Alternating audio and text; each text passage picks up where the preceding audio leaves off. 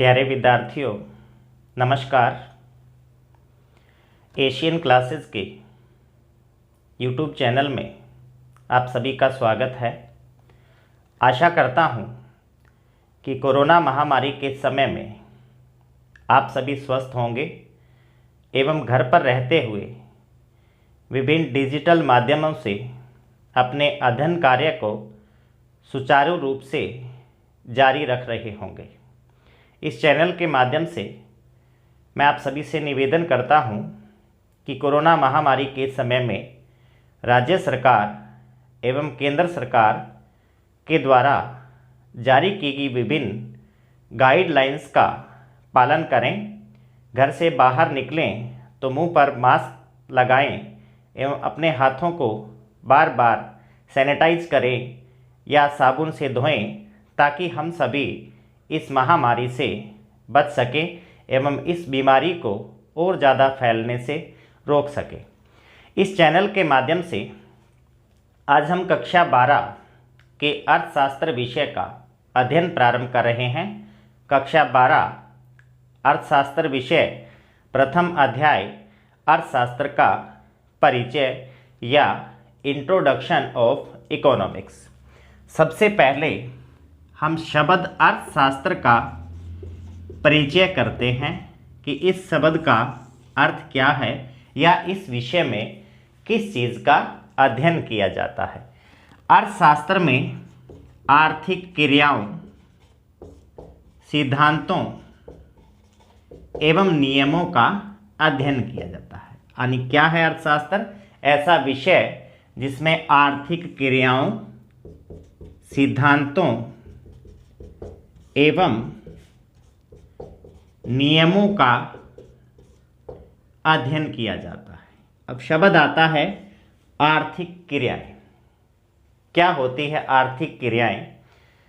प्रत्येक मनुष्य जीवन यापन करने के लिए धन कमाता है और धन कमाने के लिए मनुष्य के द्वारा जो भी क्रियाएं की जाती हैं आर्थिक क्रियाएं कहलाती हैं, बशर्ते वह क्रियाएं कानूनन रूप से वैध होनी चाहिए। अर्थात धन कमाने के लिए की जाने वाली वैध क्रियाएं आर्थिक क्रियाएं कहलाती है। जैसे मान लीजिए कोई व्यक्ति खेती करके धन कमा रहा है, कोई व्यक्ति दूध बेचकर धन कमा रहा है, कोई व्यक्ति दुकान चलाकर धन कमा रहा है। ये सारी की सारी क्रियाएं क्या कहलाती है?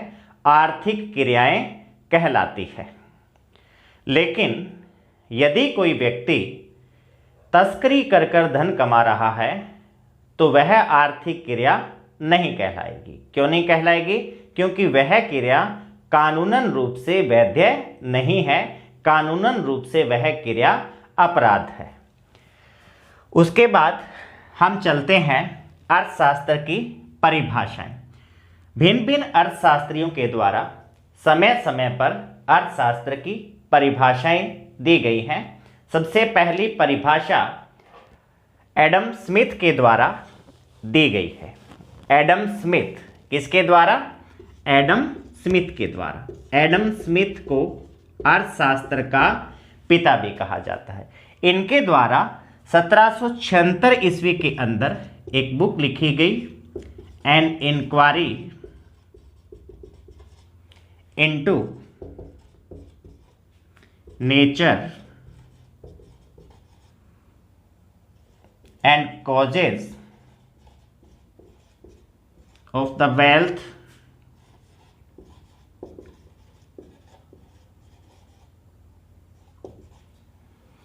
Of Nations.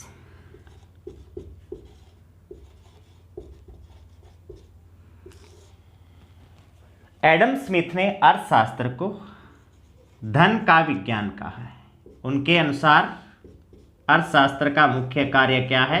धन का अध्ययन करना।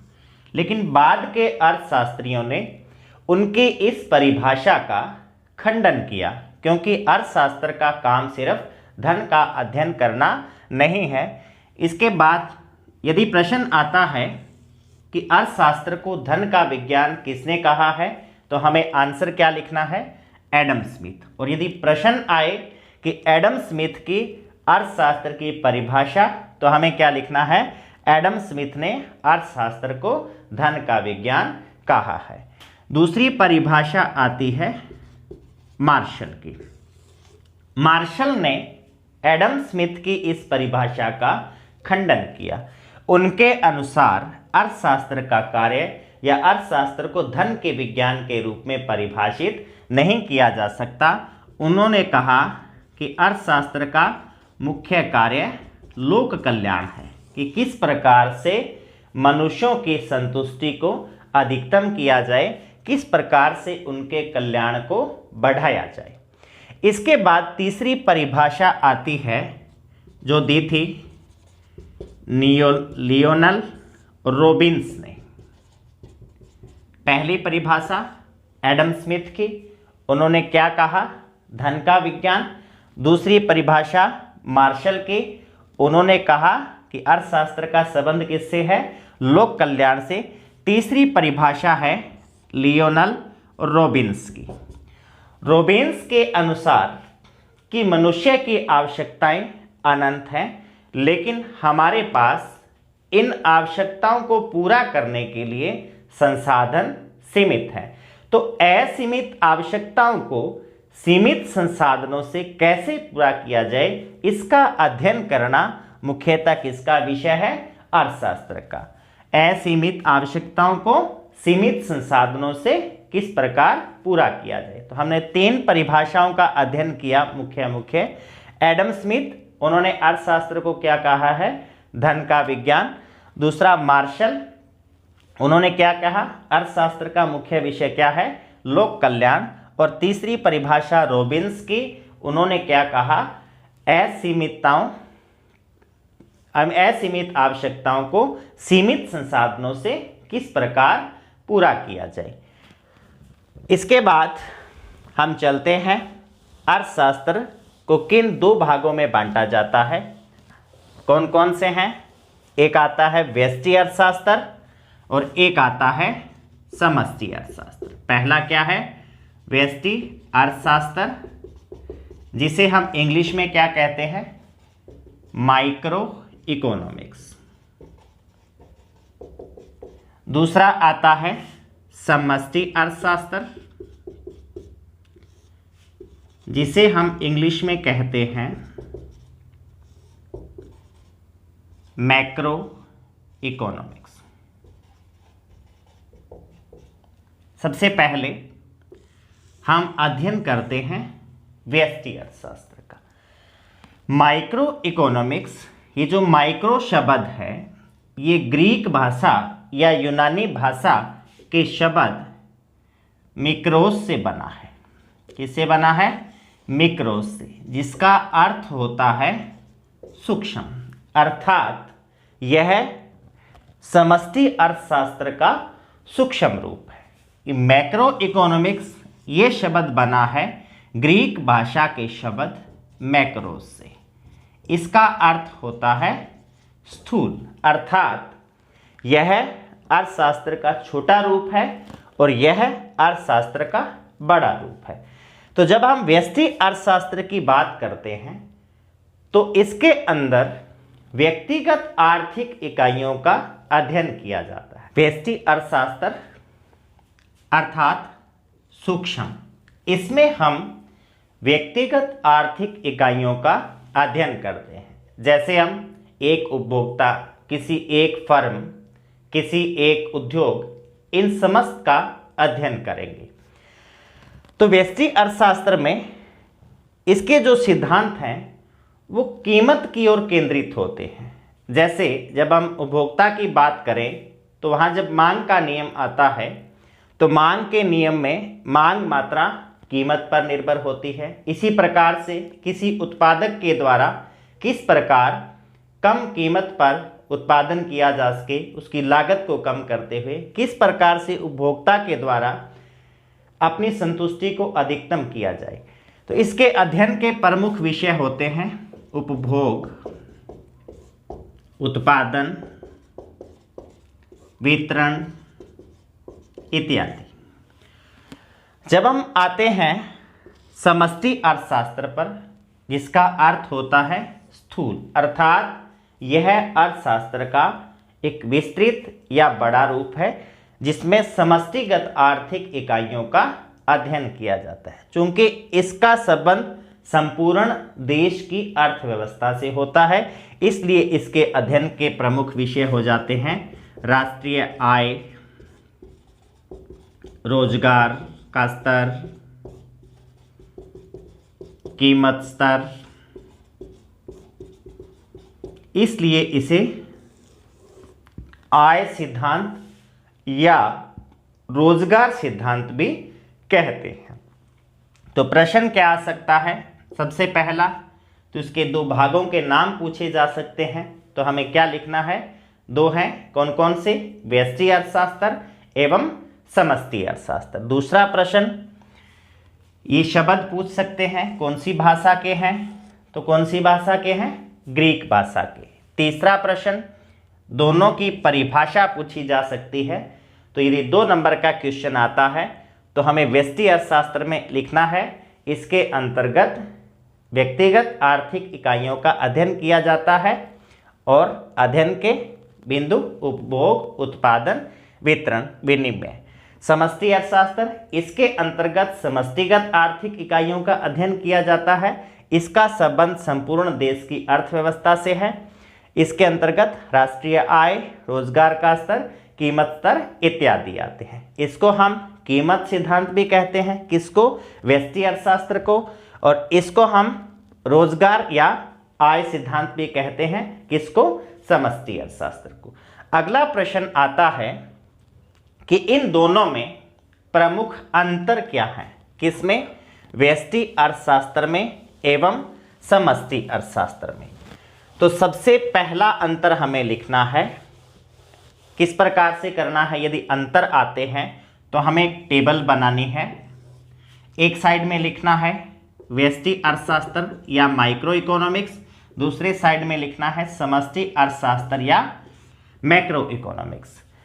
इसके अंदर पहला पॉइंट हमें लिखना है कि व्यष्टि अर्थशास्त्र में व्यक्तिगत आर्थिक इकाइयों का अध्ययन किया जाता है।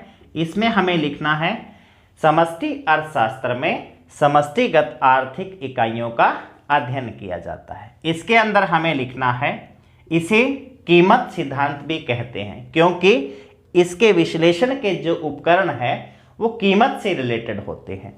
इसे हम आय सिद्धांत या रोजगार सिद्धांत भी कहते हैं, क्योंकि इसके विश्लेषण के जो उपकरण है वो आय पर केंद्रित होते हैं।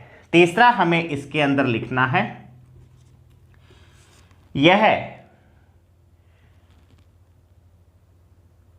इसके अंदर हम एग्जाम्पल लिख देंगे, उपभोग, उत्पादन, वितरण। इसी प्रकार से इसमें एग्जाम्पल लिख देंगे राष्ट्रीय आय, रोजगार का स्तर, कीमत का स्तर।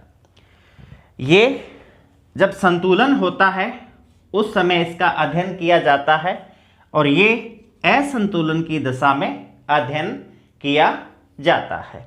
तो ये मुख्य इसके अंतर हैं माइक्रो इकोनॉमिक्स और मैक्रो इकोनॉमिक्स के। एक और माइक्रो इकोनॉमिक्स के अंदर हम लिख सकते हैं, इन दोनों के बीच में एक चीज का विरोधाभास भी पाया जाता है, जैसे कि बचत माइक्रो इकोनॉमिक्स के अंदर लाभकारी है। जब हम सूक्ष्म या व्यष्टि अर्थशास्त्र का अध्ययन करते हैं तो उसमें हम बचत लाभकारी मानते हैं, क्योंकि इसके अंतर हम चूंकि व्यक्तिगत आर्थिक इकाइयों का अध्ययन करते हैं तो हो सकता है किसी एक व्यक्ति के लिए बचत लाभकारी हो। किसी एक उत्पादक के द्वारा यदि मजदूरों की संख्या कम की जाती है तो हो सकता है उसके लिए लाभकारी हो, लेकिन समष्टि अर्थशास्त्र के लिए बचत लाभकारी नहीं होती। अर्थात जो माइक्रो इकोनॉमिक्स के सिद्धांत हैं वो एज इट इज समष्टिगत रूप में लागू नहीं होते। इसी प्रकार से यदि संपूर्ण सभी उद्योगों के अंदर सभी फर्मों के द्वारा रोजगार के स्तर को कम कर दिया जाए तो राष्ट्रीय स्तर पर क्या होगा? बेरोजगारी फैल जाएगी, उत्पादन का स्तर कम हो जाएगा, राष्ट्रीय आय कम हो जाएगी। तो ये दोनों के बीच में हम विरोधाभास के रूप में भी लिख सकते हैं। नेक्स्ट टॉपिक आता है अर्थशास्त्र विषय की प्रकृति। किसके संबंध में? प्रकृति के संबंध में, नेचर ऑफ इकोनॉमिक्स। देखिए, किसी भी विषय में यदि यह प्रश्न पूछा जाता है कि इस विषय की प्रकृति क्या है, तो हम वहां पर दो ही बिंदुओं पर विचार करते हैं। कौन कौन से? कि या तो वो विषय विज्ञान है और या वो विषय क्या है? कला है। तो इन्हीं दो बिंदुओं पर हम विचार करेंगे अर्थशास्त्र के बारे में कि अर्थशास्त्र विज्ञान है या अर्थशास्त्र कला है। सबसे पहले हम विचार करते हैं कि विज्ञान है तो क्यों है। विज्ञान किसे कहते हैं? देखिए, विज्ञान सिद्धांतों और नियमों से जुड़ा हुआ होता है। विज्ञान के जो सिद्धांत हैं वो सार्वभौमिक होते हैं। सार्वभौमिकता से तात्पर्य, सार्वभौमिकता क्या होती है कि यदि कोई चीज़ यहाँ सही है तो वो 10 किलोमीटर दूर भी सही होगी, या वो अन्य किसी देश में भी क्या होगी? सही होगी। इस चीज़ को हम बोलते हैं सार्वभौमिकता। जैसे कि मान लीजिए हमारे यहाँ पर जल का सूत्र H2O है, यानी जल हाइड्रोजन के 2 अणुओं और कार्बन के ऑक्सीजन के 1 अणु से बन रहा है। तो यही फॉर्मूला कहाँ होगा? अमेरिका में होगा। इसका मतलब ये साइंस की थ्योरी है कि उसके अंदर सिद्धांत क्या होते हैं? सार्वभौमिक होते हैं और नियमों से जुड़ा हुआ है। तीसरी बात, साइंस के सिद्धांतों को हम प्रयोगशाला में सिद्ध भी कर सकते हैं। तो चूंकि अर्थशास्त्र में भी कुछ नियम सिद्धांत हैं, जैसे मांग का नियम हो गया, पूर्ति का नियम हो गया, इन सिद्धांतों के आधार पर हम कह सकते हैं कि अर्थशास्त्र भी किसके गुण रखता है? विज्ञान के गुण रखता है। लेकिन क्या अर्थशास्त्र कला के भी गुण रखता है? इस पर विचार करने से पहले हम बात करते हैं कि वास्तव में कला होती क्या है। देखिए, यह वह मानसिक या शारीरिक क्षमता होती है जिससे किसी भी कार्य को सर्वोत्तम तरीके से संपन्न किया जा सकता है। जैसे मान लीजिए हम दो व्यक्तियों को कोई एक टास्क देते हैं, कोई कार्य देते हैं करने के लिए, मटेरियल एक जैसा है, लेकिन दोनों व्यक्तियों में प्रत्येक व्यक्ति में उस कार्य को करने की दक्षता या कला क्या होगी? अलग अलग होगी। तो अर्थशास्त्र में भी यही चीज है कि उन सिद्धांतों को लागू करना और उनसे इच्छित परिणाम प्राप्त करना वो किस पर निर्भर करता है? उस अर्थशास्त्री की कला पर या उनकी दक्षता पर निर्भर करता है। तो इस प्रकार अर्थशास्त्र में किसके गुण भी पाए जाते हैं? कला के गुण भी पाए जाते हैं। कि मान लीजिए कि किसी देश में बेरोजगारी का स्तर ऊंचा है, बेरोजगारी को कम करना है, तो अर्थशास्त्र के सिद्धांतों या नियमों को किस प्रकार से लागू किया जाए, यह उन सिद्धांतों को लागू करने वाले व्यक्ति की दक्षता पर निर्भर करता है। क्योंकि यदि सिद्धांत सिर्फ सिद्धांतों पर निर्भर करता तो हर जगह पर एक जैसे सिद्धांत लागू होने से उनसे इच्छित परिणाम भी एक जैसे प्राप्त होते, लेकिन वास्तव में ऐसा नहीं होता। अतः हम कह सकते हैं कि अर्थशास्त्र ना तो अकेला विज्ञान है और ना ही अकेला कला है, उसमें इन दोनों के गुण पाए जाते हैं। अर्थात अर्थशास्त्र कुछ कुछ विज्ञान है और कुछ कुछ कला है। हम कह सकते हैं कि अर्थशास्त्र कला एवं विज्ञान का सम्मिश्रण है, दोनों का मिश्रण है।